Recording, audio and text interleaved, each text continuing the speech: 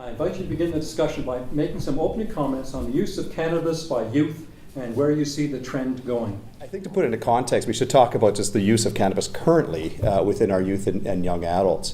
Are people aware that Canada has the highest rate of cannabis use in our youth in the developed world? Yeah. So I'm not sure people are aware of that. I mean, so we have the highest rate of use, right, in youth and young adults. Does that mean everybody, like all youth and young adults, are using? No, right? So what does that rate? What do those rates look like? And there are different surveys that have looked at this. There are national surveys such as Canadian tobacco, alcohol, and drug surveys. And the last one that was done had an average rate of use between those youth between 15 and 19 of about 22%. So that's average use within the last year. Okay, so 22% of 15 to 19-year-olds have used cannabis within the last year. If you look at 20 to 24, it's around 26%. So an average of that is around 23% for what I would call youth and young adults. And interestingly, that drops off a fair bit when you go past 25 and 30, right, the use. Now, if you look at then the use per provinces, and some of these are school-based surveys, and I'll ask you, which province do you think has the highest rate of use within their schools? I've heard Nova Scotia, Ontario, and BC, and all good answers. Nova Scotia is the highest, right? And consistently on school-based surveys, so these are actually youth in school, in high schools, or actually junior high and high schools, and they've done from grade 7 to grade 12. The average rate within there is around 30% of use in the last year. And when you look at the Nova Scotia data of grade 12s, it's just about 55% of grade 12 students have used cannabis in the last year. Significantly higher than what we see in some of the other provinces. And yes, you would think BC would be up there, but it's not necessarily, right? I think the more, I guess, concerning number are those that are using on more of a daily or almost daily basis. And that's where we'll probably get into some of the other questions down the road with some of the negative consequences. And you look at that, and again, it's Nova Scotia that's coming out on top with respect to that, right? So of those that are using, about 20% are using on a daily or almost daily basis, right? Which we look at some of the other drugs or alcohol, that's not the case. So youth are, there's a proportion of our youth, not everybody, but a proportion of our youth that are using on a daily or almost daily basis. What we've seen with the data actually is within this population that the use of alcohol and the use of other drugs has actually gone down across the country, including Nova Scotia. The rates of cannabis use has pretty much stayed the same, right? So that's kind of where we are in a snapshot right now. I mean, where do we want to see use go in the future? Well, we'd like to see the use drop similarly to what we see with the rates of alcohol, with the rates of tobacco. Will it be down to zero? No, it won't. But I think part of meeting like tonight, as well as some of the knowledge translation activities, is just about getting that education and information to the youth, young adults, so they can make some healthy choices. Thank you very much. Oops. So this question is for both of you. You can decide who wants to answer first this time. Some say cannabis is just an herb, a natural plant. So what's the big fuss? Okay, so what I would say to that is that most herbs do not have the ability to affect your state of mind. There probably are some, but they don't have the ability to affect your behavior. They also aren't as profitable. So if you want to sell oregano, you're probably not going to make as much profit as you are if you sell cannabis, which then brings the criminal element into it. And it also brings dangerous methods of preparing that drug for consumption to the public. So to me, that is the big risk of cannabis as opposed to, say, any other herbs. And as one of the guys in the office pointed out today, opium is made from the poppy seed, which is natural as well. And we know that that is certainly a health risk as well. So it is a bit of a big deal. It is not as innocent as many would have us think. I mean, I would just echo that. Actually, I use that analogy a fair bit about opium and poppy plants. And yes, it's it's a plant, but I mean, all the there's constituents of it that are not good. That can be useful, but some that aren't necessarily. So yes, it's natural in a herb, but that doesn't necessarily mean that it's safe.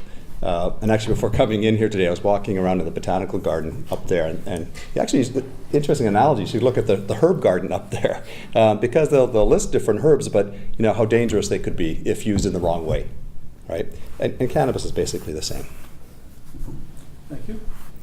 So this one's for you, Dr. Tulip. Start.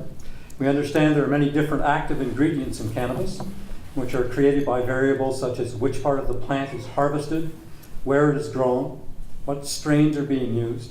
Can you talk about this and also explain, especially to me because I don't understand this, the difference between CBD and THC? Okay, so I took a big breath there. That's a big question, actually. You can break it up into parts. Oh, I will.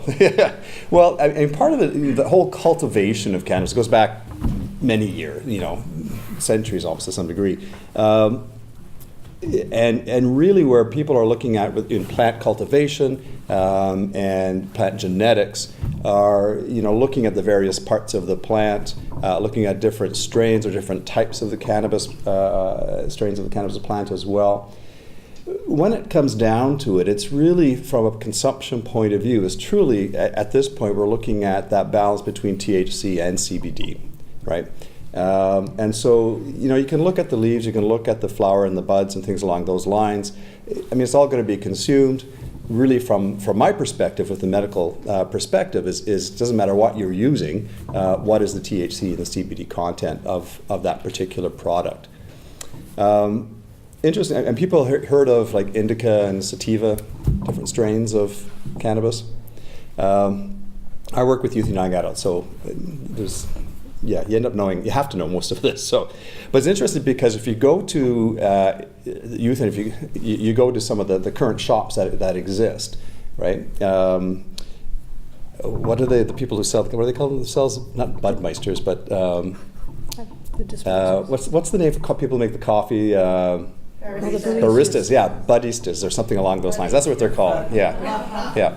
Anyways, but they go into big long discussions about the differences between sativa and indica strains. And indica is supposed to be more of a relaxing type of strain because of the the constituents that are there, and the sativas are supposed to be more of the excitement, sort of more of the typical high that you would think about. Again, because of the constituents of those particular strains. But honestly, and actually there's one paper that came out recently that have looked at that, and because the way the genetics of the plant have developed over the years, and with growing it outdoors and things along those lines, there's actually basically no genetic differences between the different types of plants. So even though they're talking about sativas and indicas, there really is no difference between them. All right. So it comes down to then the question about what is CBD and THC. And in cannabis, there's over 100 active constituents of cannabis itself. The ones that we know the most about are THC and CBD. So THC, tetrahydrocannabinoid, is the what we call the psychoactive component, right? THC is the component that gives you the high, right? And it's also the THC, and we'll probably get into that a little bit later, that can have the more negative consequences, the more negative effects, right? So THC works on our endogenous endocannabinoid system that we have in our brains, right? And it binds to mainly the CB1 receptor within our brains. CBD, cannabidiol, actually is similar. If you look at the chemical makeup of it, it looks similar to THC, but there are just some subtle differences between the aryl compounds and things along those lines. But it has a very weak binding to the CBD receptors in the brain, and actually it has about 60 molecular targets that it binds to, including sort of other receptor transmitters, systems, many kind of different things. The interesting stuff that has come more recently is that CBD could have some potential benefits in certain situations. And in fact, there's the argument that CBD actually can counter the effects of THC, right? So if you have a product that's sort of balanced THC CBD versus a product that's high THC and low CBD, and these are the things that we need to be more aware of. Okay. I could go on, but I figure I should stop. I looked at the chemical formula, and there are similarities between the two when you look at them, but it's an interesting topic. So, Chief, if I may, no doubt you've seen studies on the use of cannabis by youth and the accessibility of weed on school grounds. Some say access is greater than cigarettes and alcohol. What actions would you like to see taken to reduce access, especially given this time of legalization? So I actually did, I probably reviewed the study that the doctor referred to with the rates of cannabis use at 20+% for our youth. And that's while it's been illegal.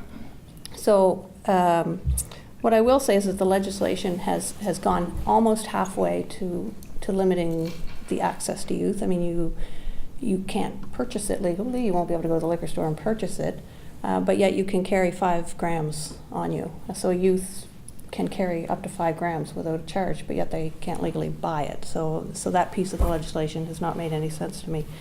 And I think the access to cigarettes and alcohol, to go in and buy cigarettes or alcohol, you're going to have to show an ID. Well, youth are still going to go to dealers, who will still exist, to get their marijuana, or cannabis, I guess I'm supposed to call it. And then, as I say, if we stop them, they're allowed to have 5 grams. There's nothing we can do with that. So I think the access is still going to be an issue. They're still going to get it. Just like they get alcohol, they find someone to go to the liquor store for them. Just like they get smokes, they will get it. So I think, what I think should have happened, I don't think they should have allowed the 5 milligrams, but, you know, in a perfect world, everything would be my way. I would like to see the courts take it seriously. So if they have made new laws that say that if you sell to a youth, there is actually a criminal code offense. So I would like for the courts to take that seriously if somebody gets there. The issue we're going to have around schoolyards is no matter how young my police officer and how young they look, they're never going to look like a 15-year-old kid on a schoolyard. So how am I going to make that purchase? And there's all kinds of rules around dealing with young offenders. And even, you know, using, we can't really use a kid in a schoolyard to make a purchase for us. I mean, there's all kinds of ethical things there that we can't do. So we have to play by the rules in order to prove that somebody is selling on a schoolyard, and that's going to be very, very difficult to do. So I hope that if we are able to get somebody, that when it gets in front of the courts, they actually do their job and make sure that they, you know, prosecute that to the full extent of the law that they're creating. So that's kind of really all I have, because I think they're going to get it still. And I don't think there's any legislation that's going to prevent them from getting it, because we all got whatever. We got alcohol when we were young. I think as I look around the room, cigarettes were probably wide open to all of us at our age, but so they will get it. So if we're successful, hopefully they prosecute. Okay, thank you. So, Dr. Thibault, this one's for you. Research states the first age of use, as well as frequency, potency, and duration of use, all impact the possibility of adverse psychiatric effects. Can you elaborate on these findings, and what strategies may safeguard youth from this time of brain development? Yeah, that's a good question. That's actually good information to have there, and it's really great sort of knowledge translation to get out to the public as well, public information and awareness. And really that messaging is around the earlier the age of use and the frequency of use, again, you know, going back to the daily or almost daily use, as well as things like potency of the product as well. They all play a role in increasing that possibility of negative outcomes, right? I mean, I work in the field of psychosis.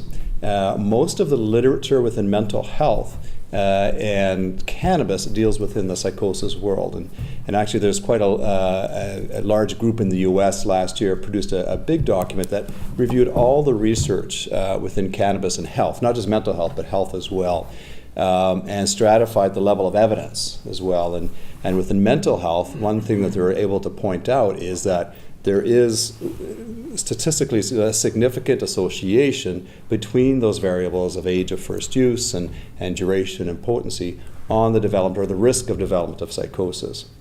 Currently, there's not as much evidence with respect to its role in things like depression and anxiety, mainly because I don't think there just was, you know, there is that much evidence yet, because research hasn't necessarily been done. But there is that possibility now, perhaps with with legalization, and maybe we get into that with the questions as well.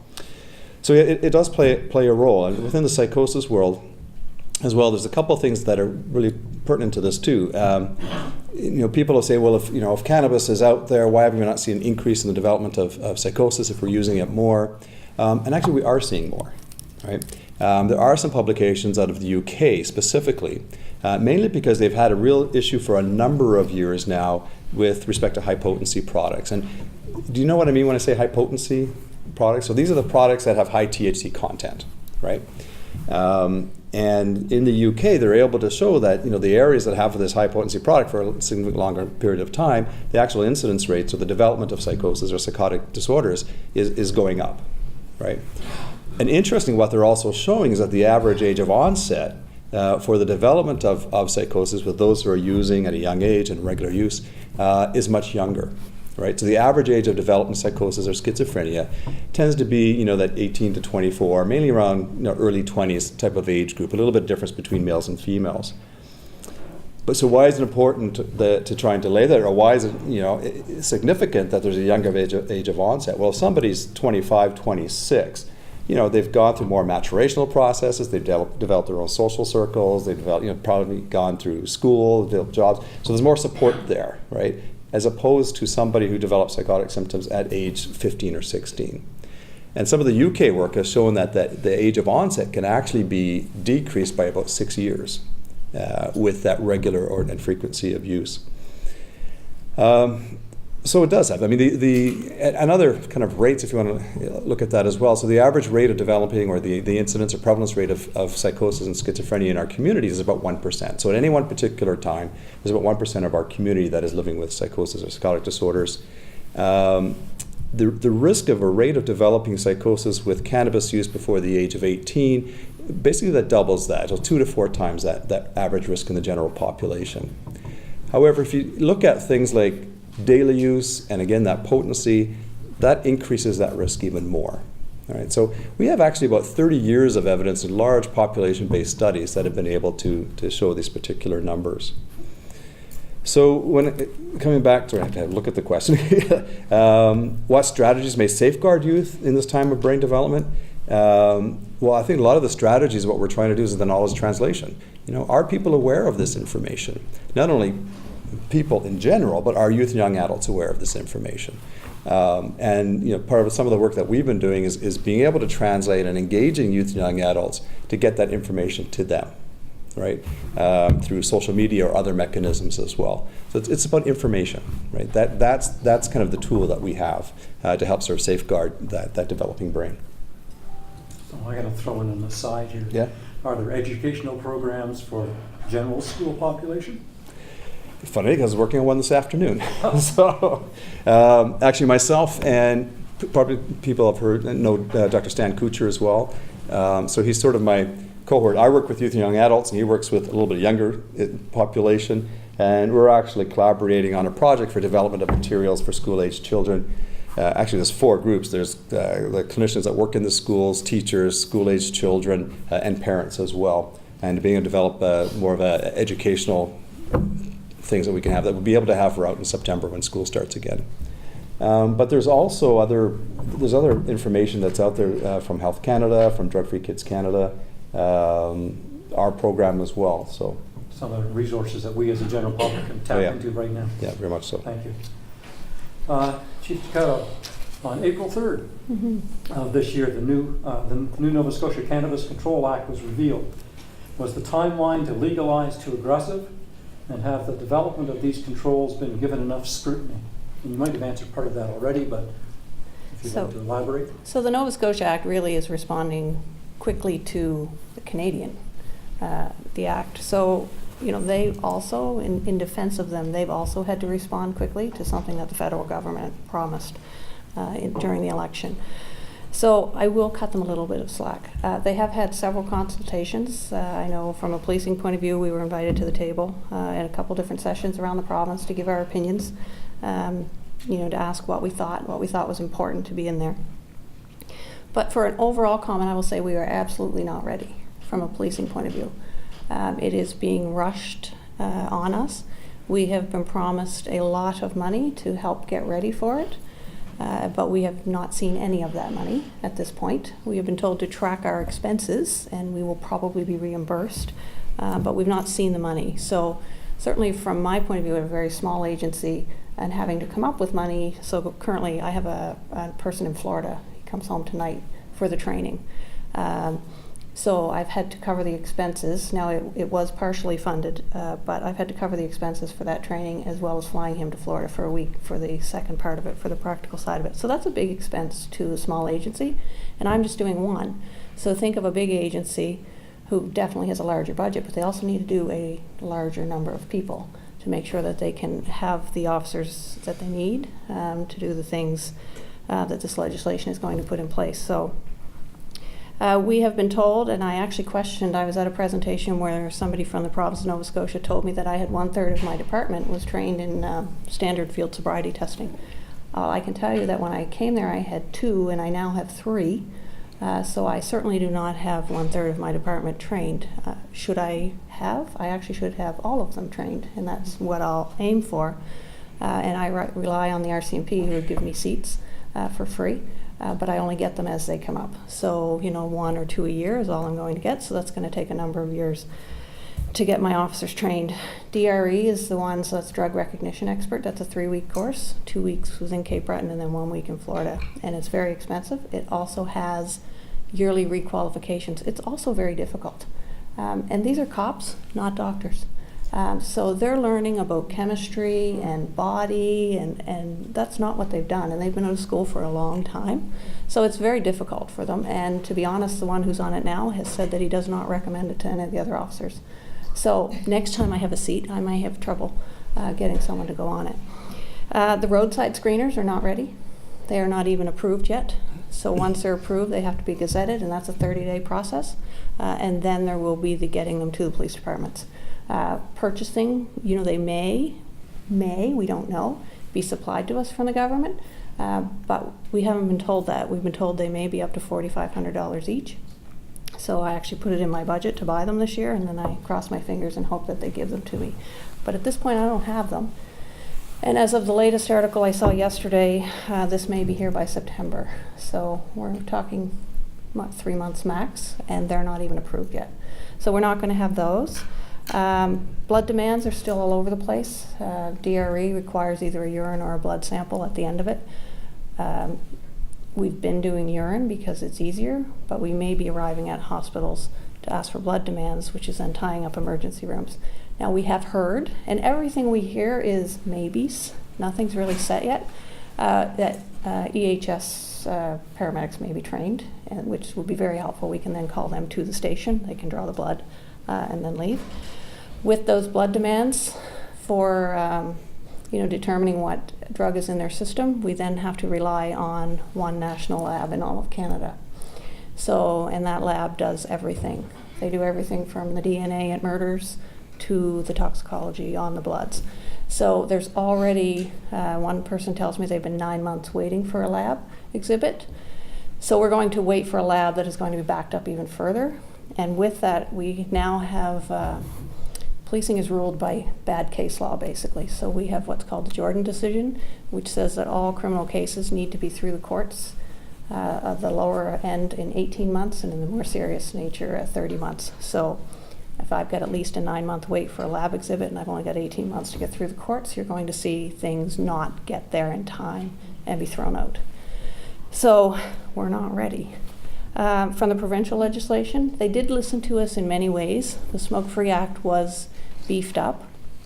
They included things like the trails, sporting events, outdoor parks. They did a lot of good work in it, but they left this one big gaping hole, which is you can walk down the street, and as long as you're not within 16 feet of a business or a home, you can smoke your cannabis. So you can't walk down the street with a beer, but you can publicly consume cannabis. So from a policing point of view, we think that is a huge hole. We have expressed our concern, but they don't really listen to us. So are we ready? Hard to say. I don't even think they're ready. I understand the Senate is sent back yesterday for have been over 45 amendments already at that level. So I don't think they're ready. I think it's just going to be, and then we're going to have to deal with it the best we can. So. And this, sorry if I can just add, this was a common question as well. Are we ready? And all the various factions. I mean, I was asked to present to Senate back in April on the medical representing the Canadian Psychiatric Association on this, but there's there municipalities and police, and the Senate did hear that nobody's ready. Yeah, but then the question came back, well, what would be readiness? And we don't know, at that point in time. So it's almost one of those things, we know July 1st is not going to be, but it could be September. We'll see, right? But, there still are a lot of questions. I know from policing point of view, you guys are difficult from the medical point of view as well. Thank you very much. Dr. Tebow, this one's for you. On March 26th of this year, Doctors Nova Scotia set forth their cannabis recommendations. How do you feel about recommendation number 4, which sets a minimum age at 21, bans targeted marketing, and suggests fines for adults selling to youth? Do you feel these recommendations go far enough? What else might you suggest based on your clinical experience? Yeah. So those are good recommendations. Some of it's almost a bit of a moot point to discuss anyways. I mean, the Doctors Nova Scotia, which is our organization, the umbrella organization for all the physicians, specialties, GPs within the province, produce their recommendations, but as well other physician organizations produce their recommendations and policy papers and position statements as well, including like the Canadian Medical Association, our Canadian Psychiatric Association. That age has always been an interesting point of discussion, and one that I discussed with Senate a fair bit as well. And from my viewpoint, I have to take more that the medical, biological research kind of component of it, and knowing the background of some of that is that, as you know, the adolescent, young adult brain is still developing, there are a lot of those maturational processes happening until we're mid to late 20s. I basically say after 30, you got the brain that you got, right? So yeah, you have to enjoy it. But up until then, and then we have our endocannabinoid system, which actually is a system that helps with the brain development, right? And there's definitely changes in the function and the location of the cannabinoid receptors, the CB1 receptors in the brain, from that youth and young adult brain to an adult brain. And it's all related to that developmental processes that are occurring. So you can appreciate then if you have a lot of that external THC going into that system, it's going to have an effect on that developmental processes, and this is what we're seeing. That's a little bit about the biology behind it. So there is actually, we're not just saying 21, 25 just as a random number, but there's reasons for it, right? So from the medical standpoint, yes, we think that the longer that use, the better longer that you delay that use, and the better the outcomes would be. So, what would you say that would be? I mean, you can use 21, you can use 25. You've probably heard different numbers with respect to that. So that was always been a bit of contention. The bans targeting marketing, there's so much great information that we can gather from the tobacco marketing. And we had our academic day in Halifax a little while ago, and it's just all focused on cannabis, and brought a guy in who just knows all the marketing with respect to tobacco. There's a lot of lessons learned, and I hear the government listening to a fair bit of that. Again, it's still a little bit of a black box because we don't know exactly what it's going to look like on the end, right? But there are some of that marketing pieces, or even just a product pieces of how it's going to be labeled, what it's going to look like, the health warnings that are on it. There will be specific health warnings with respect to mental health, and that regular use will cause mental health issues. The THC content was something that I know they've been going back and forth about, but labeling the box or the products with that. But there's a whole lot of area. I mean, the marketing is not my field, but I mean, you have to look at is what are you doing to still protect that youth and young adult population, right? And then when it comes to the fines, that's your area. So.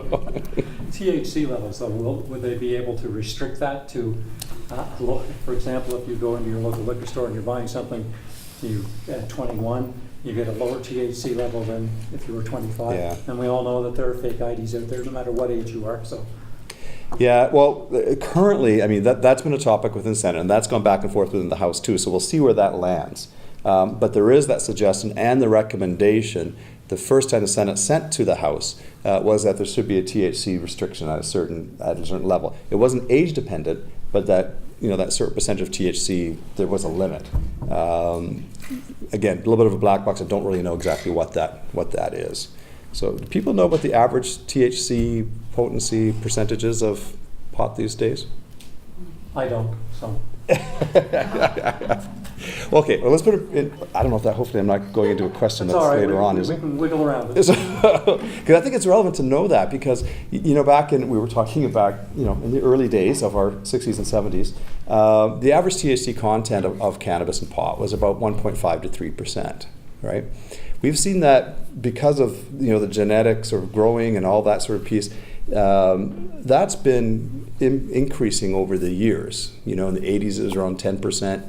What we're seeing now is that if you look at a lot of the companies that are marketing, most of the THC content is above 20%, right? And they're actually marketing it in a way that says it has to be above 20, closer to 30% to be a good product. So that's where we've come in a span of 20 to 30 years, right? But in addition to out there are things like shatter and wax. I'm sure if people have heard about those. So those are extractions of cannabis, and sometimes they use things like butane to get those extractions, so they're resins almost, right? They're about 80 to 90% THC content, right? And so that's available with youth too, right? So, that's an important consideration. Yeah.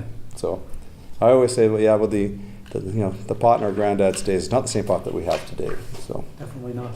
So the fines, the fine for selling to youth is actually, it's not going to be a fine. It's at this point going to be a criminal code offense to sell to a youth. And then there is actually a fine if you have marijuana that you didn't purchase at a liquor store. But let me just say that I'm not sure how we're going to know where you bought your pot from. Okay. So it's not like it's, yes, yeah. because it's going to be online ordering as well. There is also, yes, online ordering, so. Okay. So, let's go to one for both of you. How's that sound? Some suggest legislation be limited to over age 25 due to brain development, which we've been discussing. CPA has suggested 21 to 25 years old only have access to lower THC. Any recommendations from you? The lower the better? Well, I'll go first because he's actually going to be the expert on this. So when we were consulted, we said if the doctors are saying that, they are the people who research this, they are the people who deal with the fallout of this, so we vote with them. And then knowing that that wasn't going to happen, we went with 19, and let's keep it simple, and let's make it the same age as alcohol. I can tell you that from dealing with people, I do see the effect more in youth. So one thing about dealing with a 20-something as opposed to a teenager is when you deal with a teenager in a law enforcement kind of capacity, you're also dealing with the hormones and the immaturity and all that sort of thing. So then throw in there that they're impaired by drug, and it just makes our life more complicated. So certainly from a policing point of view, the older the better, because at least then we've got some maturity and some kind of life skills that would help us. But as far as the effect on the brain, we referred to what Doctors Nova Scotia had said and believe them. Anything you care to answer? Trust us, we're doctors. That's right. Yeah, not much to add because I sort of alluded to some of that as well. Because you mentioned the CPA, Canadian Psychiatric Association, suggested between 21 and 25 have lower access. I have to go with that because I actually wrote that position paper. So, so I'm going to stick with it. And that's just the whole argument about we don't actually have data on the occasional use, right? But again, it's that more consistent, more that regular use where we see the potential difficulties happening. And being realistic and saying people are going to use, but if we can actually try and restrict the THC content, still within that vulnerable brain developmental period, that makes more of a public health sense, right? So that was the messaging that we want to present. And one was going to suggest when you said shatter and things like that, having such a high percentage, and people, familiar with street drugs or whatever. But then there's the cookies that you can get and everything else that's out there, and you can be served somewhere and be served innocently cookies that are laced. So, how do you get around things like that? That was a Grey's Anatomy episode, if any of you saw it. Oh, is it? Okay. Sorry. I can remember Just Barry, saying. whatever, Al Linden, and somebody brought in brownies that were well laced, and everybody had a very good afternoon in the police detachment that day. But there's no way to prevent any of that stuff, is there? No, so edibles are not going to be legal yet. Probably within a year. There has to be a whole lot more work done around edibles, but we will have no control over edibles because if you're walking down Aberdeen Street with a brownie, how do I know you didn't get it at a Half Acre Cafe? I will have no way of knowing the product that you're eating, where it came from. I also have no way of knowing what's in it. And my fear, I was telling the doctor when I worked in Halifax, there was a dispensary down on Alma Crescent, and they sold edibles. And the edibles were made by the local community. So, you're buying your edibles from drug dealers. So much the same as all of anything else drug related, you have no idea what's in it. And we did have youth, both, there's been youth here in the valley and youth in the city that have overdosed on edibles. And I understand, again, that's a medical thing, but because they don't get the instant high that they do when they smoke, they think, well, I didn't take enough or I didn't eat enough, so I better have another one. And then they overdose. So people say, well, you can't overdose on it, but we have had kids that have done exactly that and had to be hospitalized. Thank you. Questions for both of you? Doctors in Nova Scotia has also recommended public education. We've alluded to that.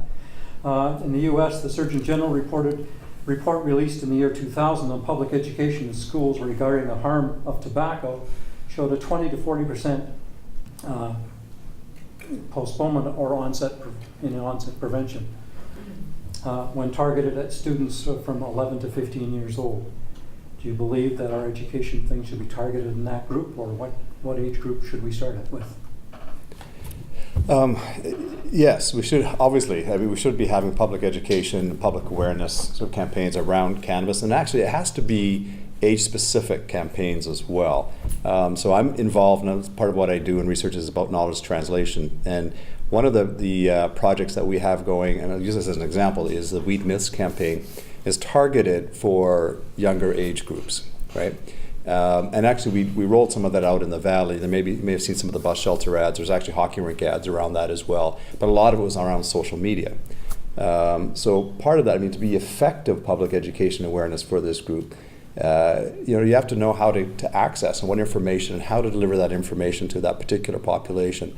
So, for me, sitting down having this conversation with you tonight in this sort of venue is not going to work for an 18-year-old, 16-year-old, right? So part of what we did is that we brought the youth in. We did various sort of focus groups about, what is the messaging, how should we deliver it, what kind of information do you want? And one thing that we noticed, first off, when we had focus groups with youth who are 20 and over, a lot of those ideas are already cemented in there, right? So that's what we said, we have to target a younger audience, right? So it's just about age-appropriate information, and we have that with tobacco, and we should be doing that with cannabis as well. Thank you. Chief, in addition to access, the potency of cannabis has increased. We've talked about that. Will licensed producers provide more control over the strains of cannabis to protect recreational users and drive out the black market, or is that an unattainable wish? So they will provide regulation around the legal product. There's no question about that. The legal product will be much better. So if you choose to smoke cannabis and you go to the liquor store and you buy it, you will know that it is somewhat safe. We're going to have producers that are regulated and inspected and all of that, and they're not going to be using whatever in their product. The problem is that I don't believe we are going to drive out the black market for quite a while. So people compare this to the alcohol prohibition, and eventually bootleggers are gone, and there are very few bootleggers. I think you work more rural than I do. You may still have bootleggers, but because of corner stores now selling booze, basically bootleggers are gone. But we are a long way away from that as far as marijuana or cannabis. So that product is still going to have the same issues that the product we're dealing with now will have. So I do think it's an unattainable wish. But it's nice to hope for something. Yes, well, a few years down the road maybe. Okay, for both of you. Someone on CBC was commenting on the Cannabis Control Act, and particularly on the monopoly of the NSLC in the cannabis market, saying that they want, if they want weed, they're not going to go to the NSLC at 11 p.m. to purchase it. They'll call their dealer and have it dropped off by the house. Do you think convenience will reign, or will cannabis users weigh the risk of unregulated providers against controlled providers? Either one of you can start with that one. Well, it's actually very similar to the last answer. So I think that your regular law-abiding citizen is going to say, oh, I didn't get to the liquor store to get my cannabis, I guess I'm not having any tonight. So in that way, it will be better. For those who don't follow the rules and who don't care, they're still going to go find a dealer. Drug dealing is still going to be illegal, so it still will be a crime. But I think they're still going to be alive and well. And the fact that, one of the things they didn't do well is the distribution of stores that are going to be selling off the start. So there were originally, I think, 9, and they added 3. So originally there was no store between Sackville and Yarmouth. So we knew that here in the valley, where are they going? They're not driving to either one of those locations. Now, thankfully, they added one in New Minas, so that will help for us here in slowing down the drug dealing population. But it is still going to be alive and well. Mm-hmm. I think one of the arguments we hear sometimes in that particular situation is that if we're in this era of legalization, though, person's at 11 o'clock, the store's closed, the thought of going and calling up the drug dealer, but then where is the drug dealer getting their cannabis to? If it's in that legalization process, they're not going to have the same access as what they would today. I mean, that's the argument that we hear. But in addition to what I mentioned before, there's going to be online sales through NSLC. So I tell people there's no reason why you don't have your pot. So that's definitely going to be a possibility. The one issue that we've had in Nova Scotia is that this province is the only province where the cannabis and alcohol are going to be co-localized in sales. Right? That was a very strong message that went through the government that shouldn't occur. But for whatever reason, our provincial government has decided to co-localize sales. There's only one store, I think, and that's in Halifax on Clyde Street. Thank you. That's just going to be selling pot. Otherwise, you'll be going into the same establishment to buy your alcohol as well as your cannabis, and we're the only province that's going to be doing that. And how much training are the NSLC employees going to get? It's a good question. We don't know. Yeah.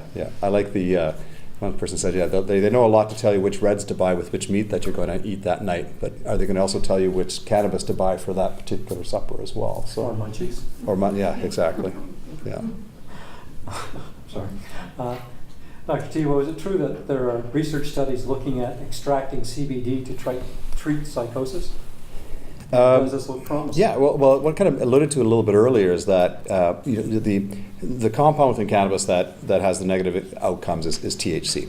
So people are looking at the other constituents of cannabis. Like I say, there's over 100 other ones, and the ones that have been looked at the most is with CBD, and some early preclinical, which basically is the animal research, and clinical research have found there's potential for it to be used for things along the lines of anxiolytic, like decreasing anxiety.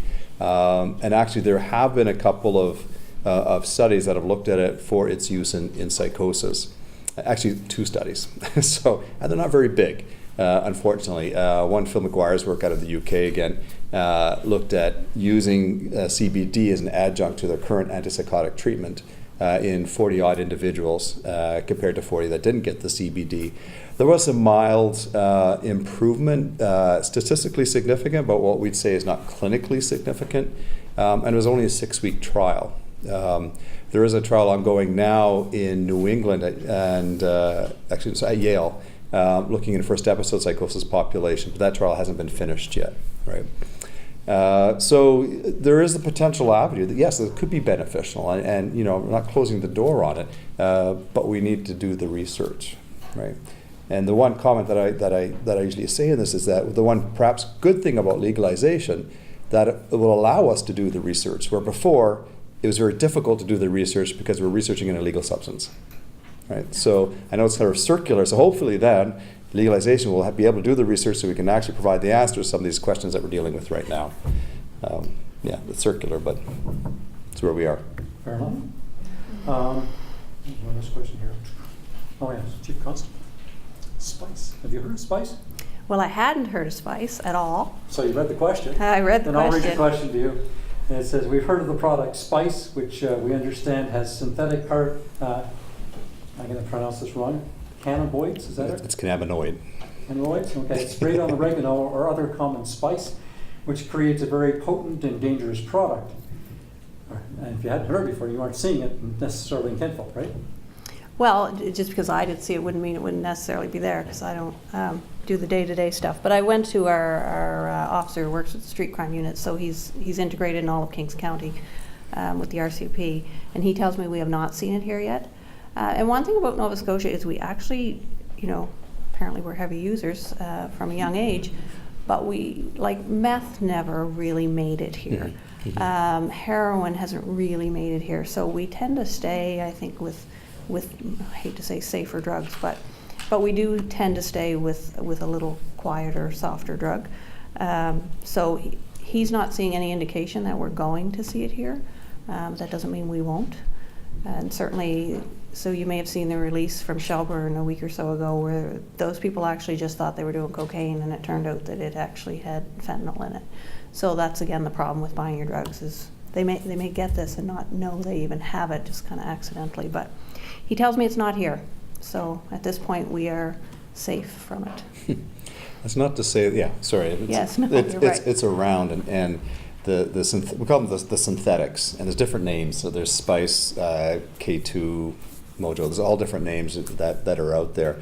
And basically what is it? They're cannabinoids that are developed in a lab, right? So that's why they're called synthetic. And then delivery system is that they're just sprayed on a dried leaf or dried compound, and then people ingest from there. The difficulty with the synthetics is that they bind so tightly to the cannabinoid receptors in our brains that it can produce a lot of toxicity issues. And actually that's where you can potentially get death, significant toxicity and hospitalizations with the use of the synthetic cannabinoids. Would they, for hospital people, would they be hard to pick up that they're suffering from that? Well, the why people have use synthetic cannabinoids, one, because actually it's cheap. I mean, think about that's why crystal meth took off, because it's cheap to make. But actually, it's undetectable in urine screens, right? So you wouldn't be able to detect it. So you guys wouldn't know what you're dealing with when they came through the door. Sorry, no. We're really positive here tonight, aren't we? So maybe I shouldn't have asked that question. Okay, so this, Dr. Thibault, what are your thoughts on medical marijuana use for pain or severe seizures? For example, severe epilepsy relief in children seems to be an area of cannabis application that works well for some. Yeah, I mean, this is a whole field that needs a lot of more research right now, because again, we're talking about cannabis, but are we talking about THC? Are we talking about CBD? What constituents and things along those lines that are beneficial? So this really opens up the door for the research to find the benefits, and I think there are probably some potential benefits. Currently, right now, the only sort of indications for medical marijuana, there's the three. There's the spasticity due to multiple sclerosis and things along those lines. There's for chronic pain relief as well, for whatever the condition for chronic pain, and as an antiemetic for cancer, for nausea and vomiting in cancer therapies and chemotherapies. And that's where there's actually evidence to show that it can be of benefit, all right? Unfortunately, we're also faced with a very huge lobby that, if you see that it can be used for everything. Can be used to treat, depression and other medical and mental health conditions. And really, this just hasn't been the research to show that, right? So, is there potential? I think there could be, right? But we need to just expand that research. Thank you. You wrote questions on cards, and you might have had your question answered already. We'll probably entertain 3 or 4 questions and see how we go from there. If you could bring the questions to me, or if you have a question, hold it up and bring it down. As long as I can read it, we'll get it to the right source. Is there any evidence to suggest that early education is effective in decreasing use among teens? We've had some with tobacco use, but with cannabis? I'll say yes. Well, okay, we haven't, well, partially we haven't had the education out there yet to do that. But I think if we look at the models of tobacco, for an example, we know that it can work, right? I was with friends the other day, and they're 12-year-old, talking about, if they're walking down the street and somebody's smoking a cigarette, they hold their breath and they go, oh, that's horrible. Why are they, a lot of that is based on that education that we've had for the last few decades, right? We haven't done that with respect to cannabis.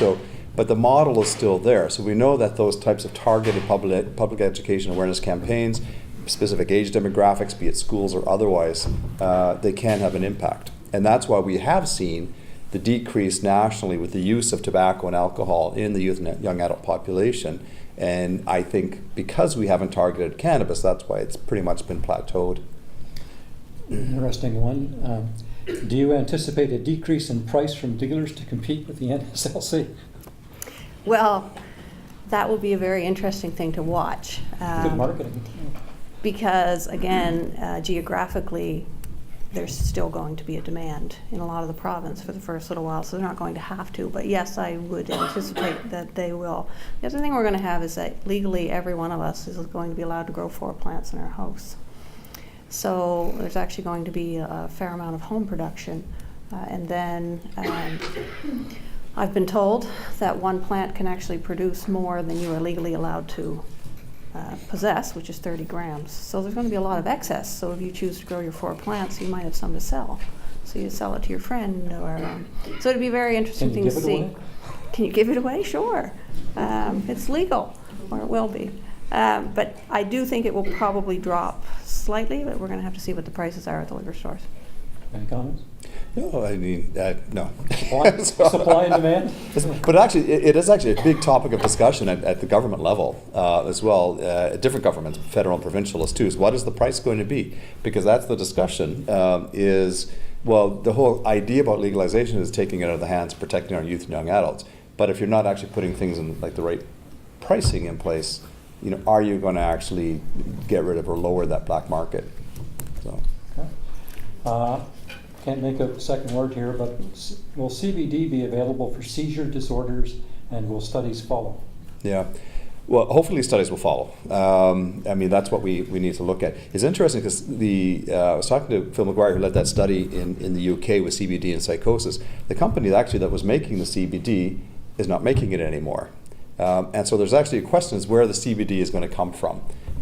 Because from a marketing standpoint, CBD isn't marketable because people aren't buying it because you don't get a high from it, right? So that's where we kind of have to refocus that whole discussion and see if there's a potential medical benefit, we have to have a producer, a licensed and regulated producer, so that then we can actually use it for investigations. And will that be useful? Will it be useful in anxiety disorders, perhaps? Perhaps. We'll see. Studies will. Yeah. Okay. Yeah. It has some of the preclinical work has shown that it can have an anxiolytic approach. Just CBD. Yeah. Could you further discuss overdoses and toxicity? Of cannabis? Well, that's our topic tonight, so we'll stick with that. Good one. All right. I guess because I mentioned talking about synthetics, so I guess that's a different types of toxicity there. Yes. Can you overdose, as what Chief's talked about, you can overdose, especially in those situations of the edibles, right? Can you die with an overdose of cannabis? Not as common, and that's what people sort of fall back on. Right, it's a different type of overdose than an opioid or something along those lines. Can it still land you in hospital? Well, yes, it can. Because depending on the individual, it depends on what that overdose symptoms may look like. Because it could still be physical symptoms, and if you have an underlying sort of physical illness, between the racing heart and blood pressure and things along those lines, or the mental health component of things, there could be all types of presentations within that sort of toxicity overdose situation. And this one, I think we've answered already. It says, is it okay, healthy, to just smoke CBD and not THC? If it was available, or they come together. Yeah. Well. Really, right now means you have to extract the CBD from the plant. So it's actually you can't smoke just CBD because you're smoking the rest of it as well. right? So it is an extraction to separate out all those components. Unless they start looking at the plant genetics and really trying to get high CBD contents out of the plants and negligible THC, right?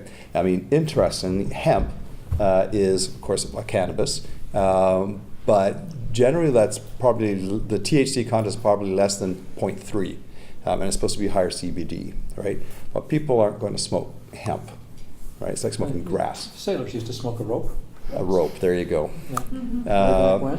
Yeah, so it has to be more of an extraction and, like I say, a good regulated process to know that there's no contaminants in what you have, right? And I think you probably alluded to this before, but introduction of synthetic cannabis and its effects. That's going to high toxicity, is that? Oh yeah, it's nasty. That's all I'm going to say. Oh. So, Stay away from it. Yeah. Like I say, it's great to hear that we haven't had it yet. I had experience with it out in Alberta with patients, personally. And I've talked to some of my patients that I see with youth and young adults in the city, and they've heard of it, they know about it, but yeah, I'm not sure we're there yet. But like I say, we're not a big crystal meth population. Where I came from in Alberta, I mean, crystal meth was a big avenue of problems and research for us. I guess this is more to you, Chief. So do you believe there should be consequences if youth are arrested, or how should this be treated? Obviously, they must For the have. possession? Yeah. Yeah, I do think there should be. There aren't. So they can have it. Even if it was a fine, even if it was anything, at this point, we'll just be taking them home to their parents and Explaining what you doing the finger shouldn't be wag, doing. and but they've made it legal to possess it. So, but absolutely, I should. If our message is it's not safe for youth, there's an age limit, then do something about it. Even if actually, what they're doing is lowering the fines for liquor to match the fines for cannabis. So, because they didn't feel it was fair that the fines for cannabis were going to be less than liquor. So you can expect that. So if you're one to walk around with a beer, you can expect your fine to drop by over $100 here shortly. So, but that's all modifications being done by the province. So can a person be detained or charged for public intoxication Oh, absolutely. on cannabis? Yes. Yeah. Okay, Intoxication. okay. And once you have your testers, it's going to be a lot easier? Well, we probably wouldn't test for public intoxication. That's, we don't test for that now. We make a determination based on, smells and observations, and then we arrest you right now under the Liquor Control Act for public intoxication and put you in cells for generally 6 hours until you've, deemed to have sobered up and not been a problem. It's mostly for people who are looking for fights or who are causing trouble around the streets. I think they're referring to probably cannabis intoxication. Yes, it'll be treated the same way? Well, hopefully they give us an avenue, because it wouldn't fall under the Liquor Control Act, but hopefully there is something that we'll get them for, whether it'll be breach for behavior. There will be something. Uh, What will happen to the clinics that exist? Any ideas? The dispensaries? Well, I'm assuming that's what they mean by clinics. Who asked it? And did you mean the dispensaries, the illegal dispensaries? The herb dealers. So, funny, because when I first came to Kentville, a dispensary set up pretty much the same week. So I actually asked over at the town, what do you want to do? Because Halifax had chosen to go complaint-based only. So I went in and saw the dealer, because that's what he is. He can call himself a budista, whatever he wants to call himself, but he's a dealer. And there's a lot of women in this room my age, and so he actually pointed out that I was his target. And I'm like, what do you mean? Menopausal women. I'm like, thank you very much. I'll be back. Never insult a woman in her age. Anyway, so he was shut down. And we were lucky in Kentville. Most of them reopened the second day after they're closed. They go to court and then they reopen. Ours did not. He wasn't making enough money. I do know that there are 2 in New Minas, so he didn't have to open in Kentville. He just people just dash over the other direction and go to New Minas. They will be shut down. They are subject to $10,000 to $25,000 fines under the new legislation. And I know I have at least one politician's wife in the room. But if we're going to start messing in the government's revenue, I suspect that we'll be taking it more seriously. So that's where we're going with it, is very large fines Although in the city, they've been rated and they make almost that much in a day. So the deterrent may not even be there for the very busy ones, but they will be shut down. Yeah, because legally they can't exist. Right. So that basically concludes our evening. I want to thank all of you for being here. For the two of you, appreciate your answering questions for us. We have a couple of things we'd like to give you. Oh, well, thank you.